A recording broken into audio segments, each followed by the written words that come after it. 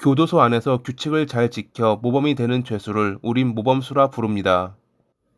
모범수가 되면 교도관들은 일정 범위 안에서 편의를 봐주기도 하고 가석 방식 유리하거나 기회도 더 빨리 잡을 수 있다고 합니다.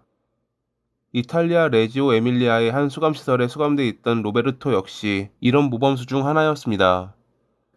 교도소 밖에서 열린 수업에 참여가 허락될 정도로 많은 혜택을 받고 있던 남성이었죠. 하지만 그는 이를 이용해 손쉽게 도주했고 프랑스 및 여러 나라를 돌아다니며 살인을 저지르는 나쁜 사람이 되었습니다.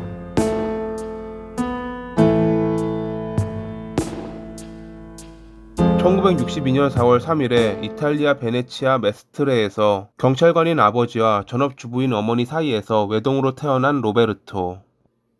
학창시절 그는 잘생겼지만 내성적이었고 가끔 기분이 틀어지면 별거 아닌 일로도 화를 내 친구가 그리 많지 않았다고 합니다. 그렇기에 혼자 노는 경우가 많았던 그는 대부분을 방에 틀어박혀 작은 동물들을 해부하는 것을 즐겼습니다. 그런 그를 어머니는 못마땅해 했습니다. 중위권인 성적에 만족하지 못하고 항상 상위권을 노리라며 독촉했죠.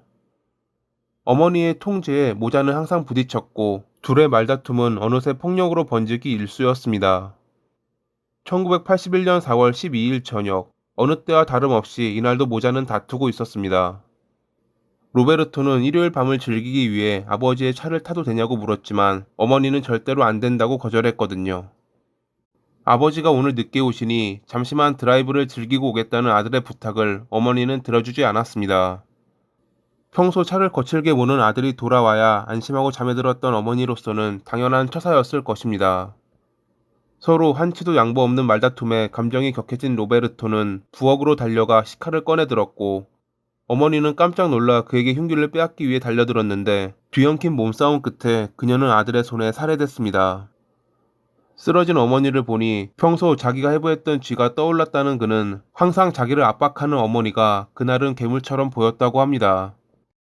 훗날 그는 자세한 기억이 없다고 했지만 어머니의 몸에 남은 자상의 수가 30군데가 넘는 것으로 보아 분노로 감정이 격화된 것임에는 분명해 보였습니다. 하지만 이것으로 그의 범행이 끝난 것은 아니었습니다. 아니, 사실 이것이 시작이었습니다. 그는 이날 늦은 저녁 일을 마치고 귀가한 아버지도 살해했거든요. 아내가 살해되고 아들이 감옥에 간다면 아버지는 살아갈 수 없을 거야. 그가 아버지를 살해했던 이유였다고 합니다. 다음날 그는 아버지의 총과 차를 훔쳐 삼촌의 집으로 가 밥을 얻어먹었습니다. 당시 그의 삼촌은 조카에게 별다른 이상한 모습은 보이지 않았고 오히려 평안해 보였다고 기억합니다. 무슨 일 있냐는 삼촌의 질문에 괜찮다고 대답한 그는 잘 먹었다고 말하며 삼촌 집을 나온 뒤 집으로 돌아왔고 한동안 멍하니 누워있다가 집을 나와 정처 없이 차를 몰았습니다. 그리고 다음날 출근하지 않은 로베르토의 아버지를 이상하게 여긴 직장 동료들의 방문으로 그의 모든 범행이 드러났죠.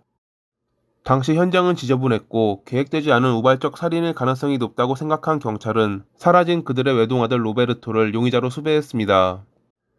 그리고 이틀 만에 그의 차를 눈여겨본 주민의 신고로 국경지대에 있는 한 피자 가게를 나오던 중 그는 체포됐죠.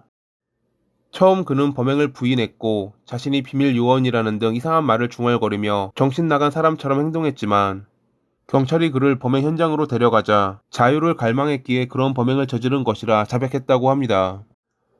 그는 범행을 저지를 당시는 거의 기억나지 않고 그저 분노라는 감정에 휘둘렸다는 변명으로 일관했죠.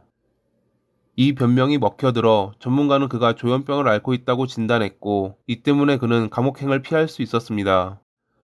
정신병원에서 10년 동안 치료를 받게 된 그는 처음에는 적응하지 못해 여러 문제를 일으켰지만 검정고시를 준비하며 태도가 좋아졌고 대학교에서 지질학 학위를 공부하겠다고 했을 때는 모범수가 되어 있었습니다. 아마 당시 그의 모습은 많은 정신과 의사가 바랬던 이상적인 환자의 모습이었을 것입니다. 변화된 그의 모습은 자신의 능력을 검증하는 하나의 사례가 되기도 하기에 담당인은 그의 학구열을 지지해 주었습니다. 담당이 못지않게 그가 호전됐다는 소식을 좋아했던 이가 있으니 그는 교도소장이었습니다. 그 역시 같은 맥락이었을 것입니다. 정신 이상으로 들어온 수감자가 호전됐다는 것은 총 책임자인 그에게도 득이었거든요. 하지만 사실 그들은 로베르토에게 속고 있었습니다. 자유를 꿈꿔 범행을 저질렀던 그에게 있어 정신병원은 감옥과 별반 다르지 않아 탈옥을 위해 모범수 연기를 했던 것입니다. 그의 계획은 성공했습니다. 교도소장은 대학교에 들어간 그를 1년 만에 감시관 없이 홀로 수업을 들을 수 있게 편의를 봐주었고, 1986년 5월 15일에 그는 수업을 듣는다며 정신병원을 나와 그대로 기차역으로 가며 탈옥에 성공할 수 있었죠. 뒤늦게 로베르토를 추적했지만 이미 그는 이름을 바꾸고 프랑스로 넘어간 뒤였습니다. 그렇게 자유의 몸이 된 그는 조용히 살았다면 끝내 잡히지 않았을지도 모르지만 나쁜 사람은 쉽게 변하지 않는 법. 물질적 자유와 쾌락을 위해 강도질 및 성범죄를 일삼고 1988년까지 5명을 살해하는 등 그는 막장 인생을 살았습니다. 당시 프랑스뿐만 아니라 스위스까지 돌아다니며 범행을 저지른 그를 사람들은 공공의 적이라 불렀다고 합니다. 그는 목격자들이 있는 상태에서 범행을 저지르기도 했고, 이를 토대로 경찰은 몽타주를 만들어 그를 체포할 수 있었습니다. 1988년 2월에 자기의 전 남자친구가 몽타주의 남성과 닮았다는 여성의 신고로 말이죠. 여성의 말에 따르면 그녀의 전 남자친구는 자신이 부모님을 살해했다는 등 무서운 이야기를 자주 했다고 합니다. 처음에는 그저 장난이라고 생각했지만 갈수록 그가 무서워진 그녀는 헤어졌는데, 얼마 전 신문에 난 몽타주를 보고 그를 떠올려 신고했던 것이었죠. 그가 베네치아의 경찰서에서 근무하던 아버지를 살해했다고 말했다는 여성의 증언에 프랑스 경찰은 이탈리아 경찰에 정보를 공유했고, 이탈리아 경찰은 그 남성이 탈옥범인 로베르토라는 것을 확인해 정확한 신원을 전달할 수 있었습니다. 1988년 2월 28일에 고향인 메스트레로 향하던 로베르토는 검문 중인 경찰을 피해 달아나려다 체포되며 그의 도주국은 그렇게 끝을 맺었죠. 체포된 그는 마치 자신의 범행이 자랑스러운 듯 항상 만족스러운 웃음을 지으며 기자들에게 손을 흔들어 인사하는 여유로운 모습을 보였습니다. 기자의 "당신의 직업은 무엇입니까? 라는 질문에 그는 다음같이 답하기도 했죠.